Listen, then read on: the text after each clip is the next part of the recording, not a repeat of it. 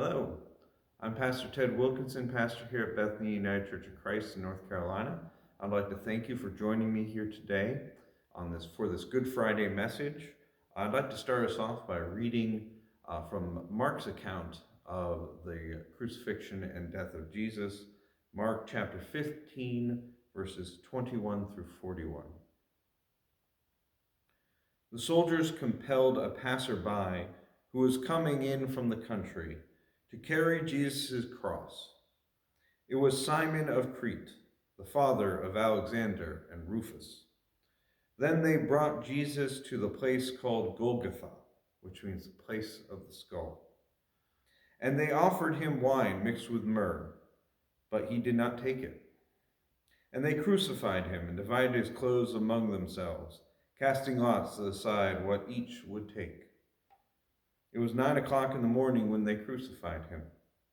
The inscription of the charge against him read, "The King of the Jews." And with him they crucified two other rebels, one on his right and one on his left. Those who passed him derided him, shaking their heads and saying, "Aha, you who would destroy the temple and build it in 3 days, save yourself and come down from the cross."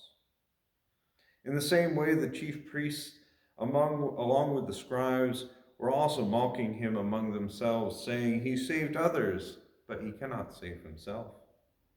Let the Messiah, the King of Israel, come down from the cross now, so that we may see and believe." Those who were crucified with him also taunted him. When it was noon, darkness came over the whole land until 3 in the afternoon. At 3 o'clock, Jesus cried out in a loud voice, "Eloi, Eloi, lema sabachthani," which means, my God, why have you forsaken me?" When some of the bystanders heard it, they said, "Listen, he is calling for Elijah." And someone ran and filled a sponge with sour wine and put it on a stick and gave it to him to drink, saying, "Wait, let us see whether Elijah comes to take him down." Then Jesus gave a loud cry and breathed his last. And the curtain in the temple was torn in two from top to bottom.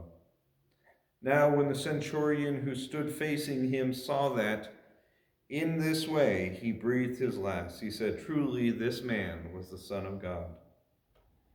There were also women looking on from a distance. Among them were Mary Magdalene and Mary, the mother of James the Younger and Joseph, and Salome, who followed him when he was in Galilee and ministered to him. And there were many women who had come with him into Jerusalem. The word of the Lord. The story of Good Friday is of Jesus' passion and death on the cross, and it is one of sorrow and pain and a seeming defeat for Jesus and his ministry. Now, while of course we know that this is not the end, we know what will happen Sunday morning, because if this was the end of the story, no one would bother have written the Gospels. That Jesus would be a footnote in some history of ancient Judea about a Galilean preacher who had come down and died in Jerusalem, and that would be it. But we know, obviously, that this is not the end of his story. But those who lived in this moment, those who watched Jesus as he suffered and died on that cross, like Mary Magdalene and Salome and Mary, the mother of James the Younger, they knew none of this. All they knew was that the man that they had been learning from and who had taught them and led them and healed them was now dying. And it looked like the end of his ministry, the end of his life, and the end of their story. Things had gotten so bad in this one day that Jesus' closest disciples, the 12 apostles who would go on to lead the church, had abandoned him. They were not at the cross. They did not watch on. They had fled Jerusalem to a nearby town, probably Bethany, to hide out.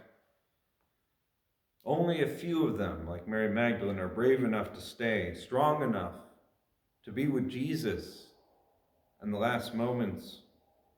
And it is probably through their testimony and their stories that they told later on after the resurrection that this story and its details come to the Gospels. This day was a sad reversal in Jesus' ministry. After all, Jesus had been a man who throughout his ministry had helped so many people. And yet now he needed help just carrying his cross to the place he would die. Jesus had seemed so powerful. He could command demons to come out of people, could even bring back people from the dead, and yet now he was at the mercy of the soldiers who pushed him around and nailed him to that cross. Jesus had been a preacher and a man of faith in God, a faith so strong that nothing seemed to be able to shake it, and yet near the end, he calls out asking why God has abandoned him and forsaken him. It is a sad story, this part of Jesus' life. And when you read it in the Gospels, you get that sadness, but you also realize how different his world was from ours, how different the world was 2,000 years ago. Today, public executions aren't a thing anymore. We no longer have cities with crucified men and women outside every entrance as a warning to those who would stand up against the government. And yet, despite this story taking place 2,000 years ago, despite all the differences in our culture and his, despite all the things that happened in the story that would not happen in our world today, I think it is still surprisingly easy to relate to this story in some ways. I think we often feel at times in our lives that our lives are out of our control, that we are at the mercy of people more powerful than us, who have more power. Maybe they're wealthier, maybe they're in the government. But that like Jesus during his trial and sentencing, that we don't always seem to get a say in what happens to us. In this story, for the first time, Jesus seems to go from the driving force in his own life to a pawn of more powerful people in the region, specifically the high priests and Pontius Pilate, the Roman governor of Judea. Before the passage I read, the story goes that the high priest had dragged Jesus into a mock trial in the middle of the night in order to force a conviction. And after convicting him, they brought him to Pilate because though they wanted him executed, one, they didn't have the authority to do it, and two, they feared what the mobs and the followers of Jesus would do if they decided to execute him. So they bring him to Pilate and ask Pilate to execute him. But Pilate doesn't want to execute Jesus, so he sends him to Herod, who is the leader of Galilee, since Herod was technically his sovereign. But Herod questions him and sends him back to Pilate. Herod's not going to take the rap for this. And Jesus is tossed around from all these powerful people, back and forth and back and forth. Jesus had once led people and helped thousands, and thousands had come to listen to him, but now he no longer seems to have a say in what happens to him. How many times have we felt like that? When it feels like things are far beyond our control and we are no longer in control of our own lives. We are no longer the driving force of our life. When we feel powerless like this, especially in times of fear or trouble, we may even feel like Jesus did on the cross, that God had abandoned us. Jesus cries out, my God, why have you forsaken me?" Why have you forsaken me? I'm sure this feeling is familiar to many of you out there and to myself. Many times when we feel powerless, we may ask ourselves, where is God in this? Why is God not helping me? Why is God not doing anything? Of course, the story of Good Friday is not a story of God abandoning Jesus. God did not leave Jesus on a Friday and come back on a Sunday. It is the story of how even in our darkest of times of our lives, even when all things seem lost, even when it seems that evil has won, even when it feels like God has abandoned us, God is still there. God was with Jesus on that cross. God was there even if Jesus could not feel him in that moment.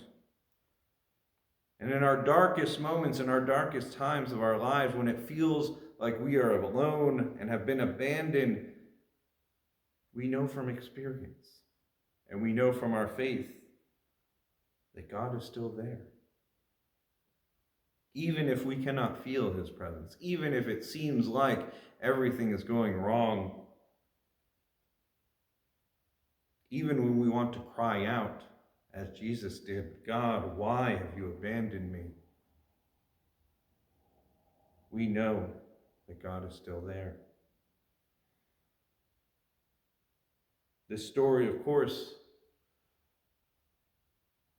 does not end the life of Jesus or does not end the story of Jesus.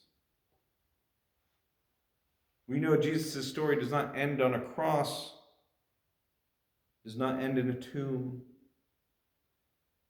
technically doesn't even end on a resurrection. For the story of Jesus continues even to this day. And just like Jesus, our story does not end in a time of trouble. When we are in a dark place in our lives, when we feel abandoned and alone, it can seem like things will never get better. It will seem sometimes like we'll never see the sun again. But Jesus' story lets us know that that, of course, is not the case. No matter how dark the sky gets on a Friday afternoon, we know that the sun will rise on Sunday morning. Jesus' story does not end here. And our story, our lives do not end at our worst times. So when we are in that place of darkness, we can be angry, we can be scared. But know, down in your heart, know with faith that God is there with you and that your story does not end in darkness.